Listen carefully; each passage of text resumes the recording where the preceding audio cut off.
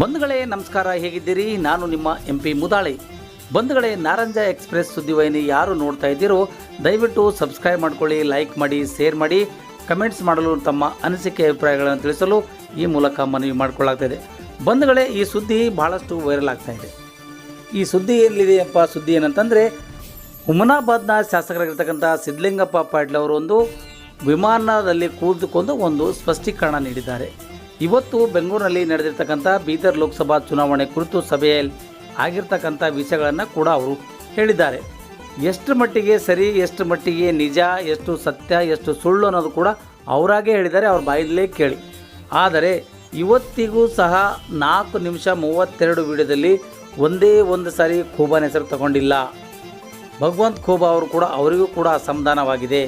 ಅವರಿಗೆ ಇವ್ರು ಹೇಳ್ತಕ್ಕಂಥ ಉದ್ದೇಶ ಏನಂತಂದರೆ, BJP ಪಕ್ಷದಲ್ಲಿ ಜಗಳ ಹಚ್ತಾ ಇದ್ದಾರೆ, ಕಾಂಗ್ರೆಸ್ನವರು ಒಬ್ಬರು ಈ ಥರ ಮಾಡ್ತಾಯಿದ್ದಾರೆ ಅಂತಕ್ಕಂಥ ಆರೋಪ ಮಾಡಿದ್ದಾರೆ ಹೊರತು, ಆದರೆ ಅವರು ಕೂಡ ಅವರ ಮನಸ್ಸಿನಿಂದ ಭಗವಂತ ಖೂಬಾ ಅವರಿಗೆ ಅಸಮಾಧಾನ ಇದೆ ಅನ್ನೋದನ್ನು ತೋರಿಸಿಕೊಟ್ಟಿದ್ದಾರೆ.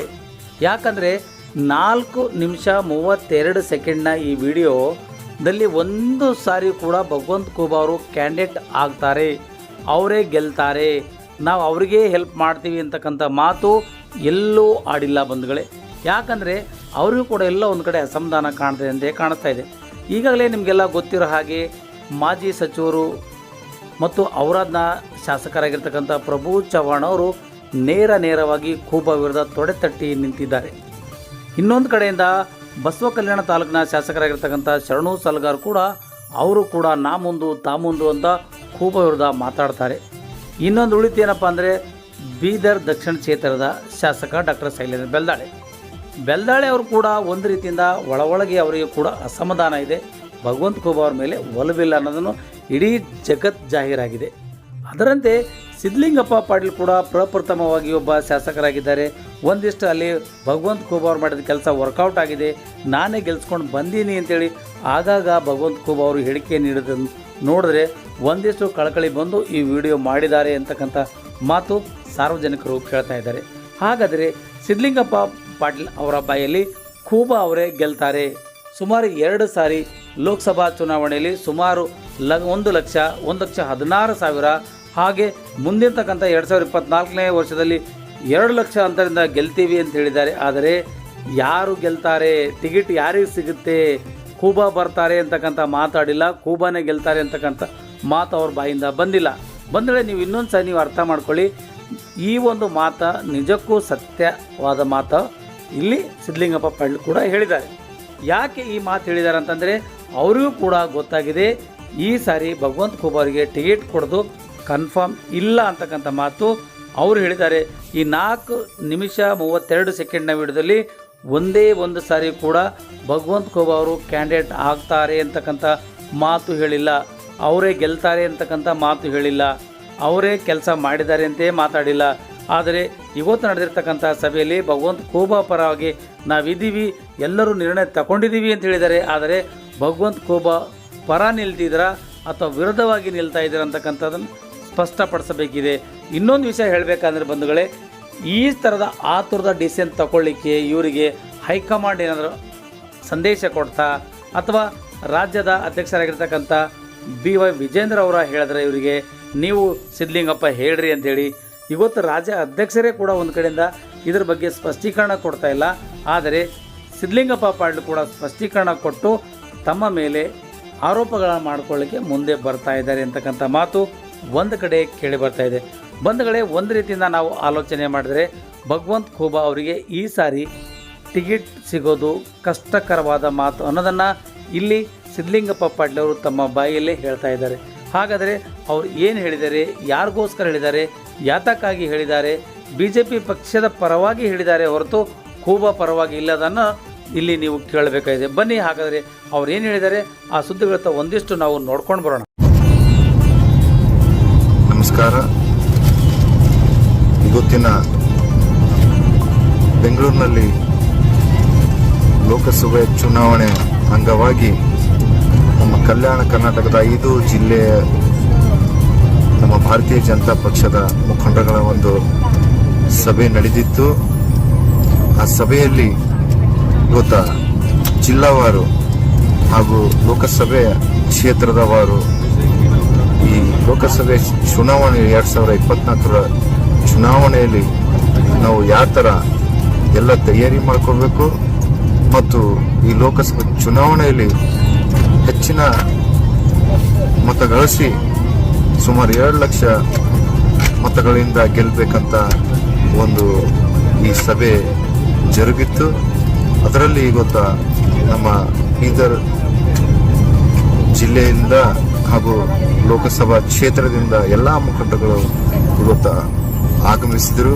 ವಿಶೇಷವಾಗಿ ಗೊತ್ತಾ ಇಲ್ಲಿನ ಸಂಸದರಾದಂಥ ಭಗವಂತ ಖೂಬಾ ಇರ್ಬೋದು, ಶಾಸಕರಾದಂಥ ಪ್ರಭು ಚವ್ಹಾಣ್ ಇರ್ಬೋದು, ಶಾಸಕರಾದಂಥ ಶರಣು ಸಲಗರ್ ಇರ್ಬೋದು, ಶಾಸಕರಾದಂಥ ಶೈಲೇಂದ್ರ ಬೆಲ್ದಳೆ ಇರ್ಬೋದು, ನಾನು ಮತ್ತು ಏನು ಚುಂಚೋಳಿಯ ಮಾಜಿ ಶಾಸಕರಂತ ಸುಭಾಷ್ ಗುತ್ತೇದಾರ್ ಇರ್ಬೋದು ಮತ್ತು ನಮ್ಮ ಚುಂಚೋಳಿ ಶಾಸಕರಂತ ಅವಿನಾಶ್ ಜಾಧವ್ ಅವರು ಮತ್ತು ಸುಭಾಷ್ ಕಲ್ಲೂರ್ಜಿಯವರು ಎಲ್ಲ ಪ್ರಮುಖರ ಒಂದು ಸಭೆ ಕರೆದಿದ್ದ ನಮ್ಮ ರಾಜ್ಯಾಧ್ಯಕ್ಷರಂತ ವಿಜೇಂದ್ರ ಅಣ್ಣವರು ಮತ್ತು ಯಡಿಯೂರಪ್ಪ ಸಾಹೇಬರು ಎಲ್ಲ ನಮ್ಮ ರಾಜ್ಯ ಮಟ್ಟದ ಮುಖಂಡರುಗಳು ಈ ಸಭೆಯಲ್ಲಿ ಭಾಗವಹಿಸಿದರು. ಅದರ ಹಾಗೆ ಇವತ್ತು ನಾವೆಲ್ಲ ಕೂಡ ಮುಖಂಡರುಗಳು ಇವತ್ತು ಶಾಸಕರು, ಮಾಜಿ ಶಾಸಕರು ಎಲ್ಲ ಮುಖಂಡರು ಕೂಡ ಈ 2024ರ ಲೋಕಸಭೆ ಚುನಾವಣೆಯಲ್ಲಿ ಎಲ್ಲ ನಮ್ಮ ತಾಲೂಕವಾರು ನಾವು ಯಾವ ಥರ ನಿರ್ಣಯಗಳನ್ನು ಮಾಡಬೇಕು, ಏನೇನು ಕೆಲಸಗಳನ್ನು ಮಾಡಬೇಕಂತ ಈ ನಿರ್ಣಯದಲ್ಲಿ ಕೇಳ್ತಾ ಇದ್ದರು. ಅದರ ಹಾಗೆ ಇವತ್ತೆಲ್ಲರೂ ಕೂಡ ಒಮ್ಮಂದ ಇವತ್ತು ನಾವು ಜಿಲ್ಲೆಯಲ್ಲಿ ಇನ್ನೊಮ್ಮೆ ಮತ್ತೆ ಲೋಕಸಭೆ ಚುನಾವಣೆಯಲ್ಲಿ ಸುಮಾರು 2 ಲಕ್ಷ ಮತ ಅಂತರದಿಂದ ನಾವು ಗೆಲ್ತೀವಂತ ಎಲ್ಲರೂ ವಿಶ್ವಾಸ ಭರಿತ ಹೇಳಿದ್ದಾರೆ. ಈಗಾಗಲೇ ನಾನು ನೋಡಿದ ಹಾಗೆ ಇವತ್ತು ಕೆಲವು ನ್ಯೂಸ್ಗಳಲ್ಲಿ ಟಿವಿ ನ್ಯೂಸ್ನಲ್ಲಿ ಒಂದು ಏನು ಕೊಟ್ಟಿದ್ದಾರೆ ಅಂತಂದ್ರೆ ನಾವು 4 ಶಾಸಕರು ಭಗವಂತ ಖೂಬಾ ಅವರಿಗೆ ಟಿಕೆಟ್ ಕೊಟ್ಟರೆ ನಾವು ಕೆಲಸ ಮಾಡೋಣ ಅಂತ ಹೇಳ್ತಾರೆ. ಅದು ಸುಳ್ಳು ಇದೆ ಗೊತ್ತದು. ಇವತ್ತು ನಾವು ಎಲ್ಲರೂ ಕೂಡ ಆ ಥರದ್ದು ಯಾವುದೇ ಆ ಸಭೆಯಲ್ಲಿ ಮಾತುಗಳು ಆಗಿಲ್ಲ. ಆದರೆ ಇವು ಏನು ಇವತ್ತು ಈ ಒಂದು ಸುಳ್ಳು ಪ್ರಸಾರ ಆಗಿದೆ. ಅದಕ್ಕಾಗಿ ನಾನು ಹುಮ್ನಾಬಾದ್ ಮತಕ್ಷೇತ್ರ ಇರ್ಬೋದು, ಇವತ್ತು ವಿಶೇಷವಾಗಿ ನಮ್ಮ ಲೋಕಸಭೆಯ ಬೀದರ್ ಮತಕ್ಷೇತ್ರದ ಜನತೆಗೆ ನಾನು ವಿನಂತಿ ಇಷ್ಟೇ ಮಾಡ್ಕೋತೀನಿ, ಇದ್ರ ಬಗ್ಗೆ ಯಾರೂ ಕೂಡ ತಲೆ ಕೆಡಿಸ್ಕೋಬಾರದು. ಇದರ ಬಗ್ಗೆ ತಾವು ನೋಡ್ಬೋದು.